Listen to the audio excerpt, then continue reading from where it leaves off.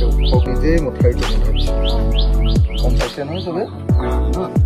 অসমীয়া জাতিৰ আটাইতকৈ পুৰণি মানুহ নষ্ট হৈ গৈছে গতিকে এতিয়া পানীটোহে আমাৰ পথাৰত দিব লাগিছিলে সেইটোহে পেটৰ আচল কাম হয়নে নহয় এতিয়া অকল ল'ৰাটো আছে তেওঁ আছে তেওঁ ঘৰটো কেঁচা হৈ যাব আমি এইবাৰ জাতীয় জাগৰণ যাত্ৰা কৰিছো এই জাতীয় আপোনালোক সকলোৰে পৰা আশীৰ্বাদ বিচাৰিছো মোক আগবাঢ়ি যাবলৈ দিয়ক যাতে মই সঁচাকে তেনেকুৱা এখন অসম বনাবগৈ পাৰোঁ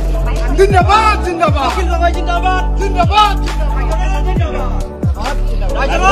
জিন্দাবাদ জয় জয় জিন্দাবাদ জিন্দাবাদ জিন্দাবাদ জয় আয়খন জয় আয়খন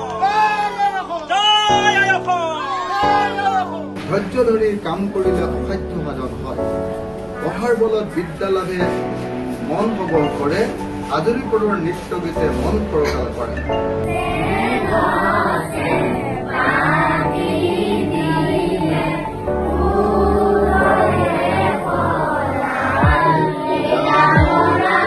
পানী যোগান দিলে আমাৰ খেতিয়কৰ ভাগ্যটো ভাল হৈ যাব